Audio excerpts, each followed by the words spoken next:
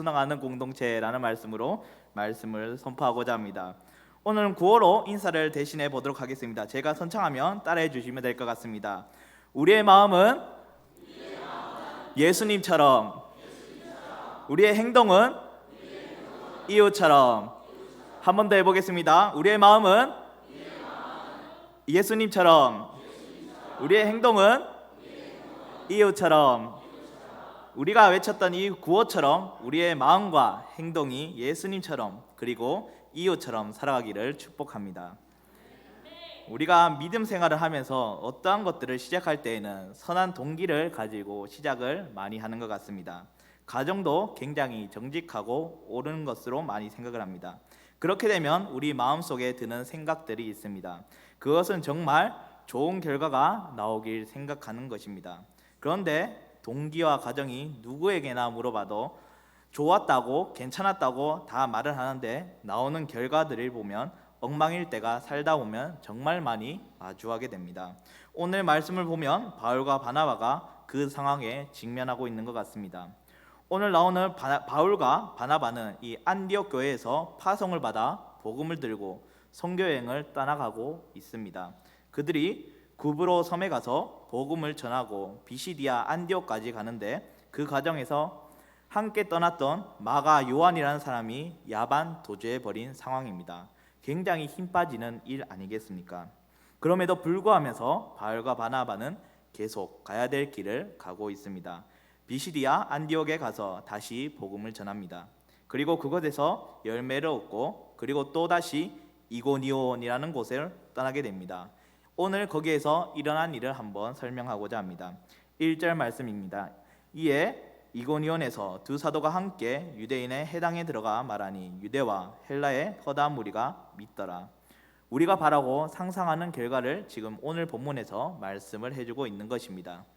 두 사도가 하나님의 말씀, 즉 복음을 전하는데 유대와 헬라의 허다한 무리가 모두 믿었다는 것입니다.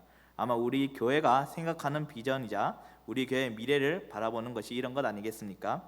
복음 전파를 통해서 이렇게 열매를 잘 맺어진다면 전하는 자도 즐겁고 받는 자도 행복하고 곁에 보는 삼자도 모두가 다 좋을 것입니다.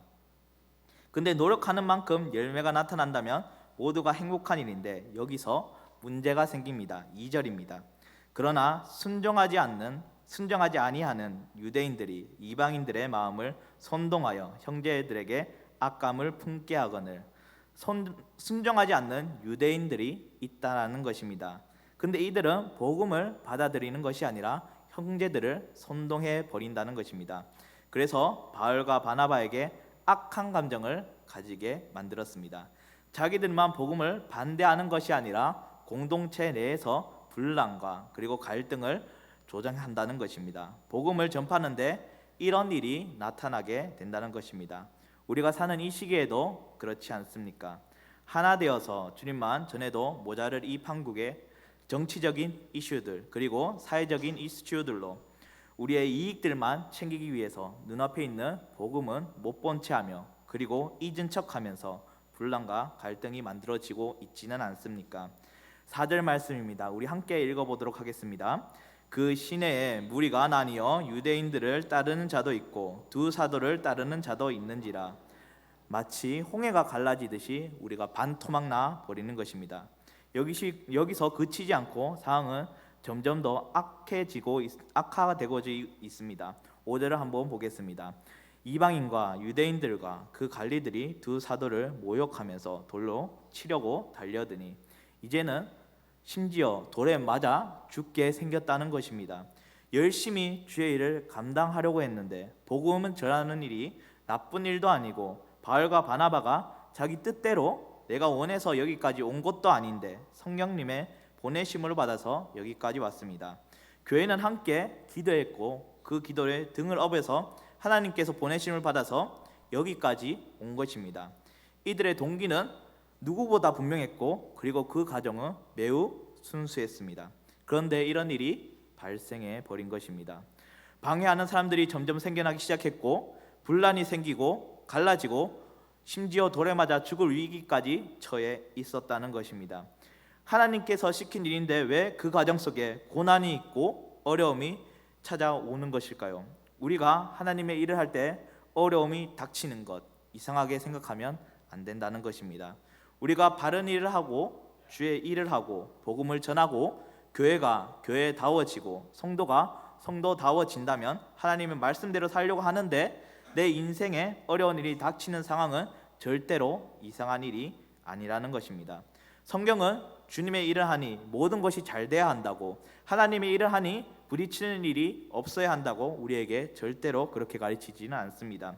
오늘 말씀 속에 바울과 바나바는 여기서 멈추지 않습니다. 우리 6절과 7절을 함께 읽어보도록 하겠습니다.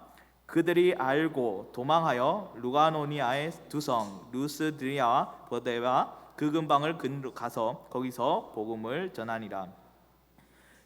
계속해서 복음을 전한다고 나와 있습니다. 다른 지방으로 옮겨서까지 거기서 계속 복음을 전한다고 합니다. 꺾이지 않습니다. 그리고 피하지도 않습니다. 그리고 멈추지 않습니다.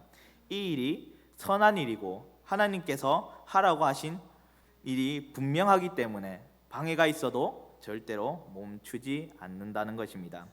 우리가 주의 일을 할 때에는 방해가 오는 것이 정상입니다. 악의 세력이 끊임없이 방해하고 우리를 못 살게 굴 것입니다. 분열을 일으키게 되고 두려움에 떨게 하고 힘겹게 하고 쓰러지게 하고, 그래야 주의 일을 안 하게 될 것이니까 사탄은 그런 식으로 우리를 지속적으로 방해를 하게 합니다. 그런데 이 일이 하나님으로부터 난 일임을 분명하게 우리가 알게 된다면 절대로 중단하게 하시면 안 됩니다. 계속해서 복음을 전하고 교회는 더욱더 교회다워지고 성도는 더욱 성도다워져야 합니다. 우리는 선한 일을 더욱더 힘을 쓰고 선을 행함으로써 고난 받는 것이 아버지의 뜻이라 했으니 그 일을 절대로 멈춰서는 안 된다는 것입니다. 그렇게 되면 결국 마지막에 하나님의 영광을 바라보게 될 줄을 믿습니다. 하나님께서 바울과 바나바에게 통해서 행하신 일들처럼 바울을 통해서 행하신 위대한 일들, 그 일들을 멈추지 않았기 때문에 일어났던 일들입니다. 우리가 중간에 꺾이지 않는다면 선하고 귀한 일들을 멈추지 않고 계속해서 쌓아나가게 대한다면 주님께서 허락하신 열매를 반드시 보게 될 줄을 믿습니다. 오늘 하루도 우리 마음을 강하게 하시고 담대하게 하시고 힘들 때 주의 얼굴을 바라보면서 전심전력을 향해서 달려가는 우리 주님의 백성 되시기를 원합니다. 그래서 어떤 폭풍우 속에서도 멈추지 않고 순항하는 우리 공동체가 되시기를 소망합니다. 그래서 오늘의 결단 찬양을 올해 우리 교회 주제 찬양이기도 한 할라에서 백두까지라는 찬양을 한번 정해보았는데요. 가사의 내용을 보면 우리의 마음을 요동치게 하는 가사가 많이 적혀 있습니다. 제가 한번 읽어드리도록 하겠습니다. 이 땅에 동과 서 그리고 남과 북 가득한 죄로 많은 이곳 주님 용서하여 주시옵소서. 모든 우상들이 무너지고 주님만 높여지는 그런 나라, 주님 그런 나라가 되게 하여 주시옵소서. 이 땅에 지쳐있는 우리들에게 주님의 사랑으로 알게 하여 주시옵소서. 세상 속에 무너져 힘들어하는 저 영혼들 주님의 보혈로서 감싸주시고 치유하게 하여 주시옵소서. 지금까지가 딱 후련 전까지의 내용입니다. 가사의 내용이 어떻습니까? 우리의 죄를 용서해 주십시오. 그리고 무너진 우리를 치유해 달라는 내용입니다. 우리가 물론 이 찬양처럼 지금 용서를 구하며 해결을 바라는 내용도 매우 중요합니다. 그러나 더 중요한 것은 바로 후렴구인 하나님의 나라를 바라보는 가사의 내용이 나와 있습니다.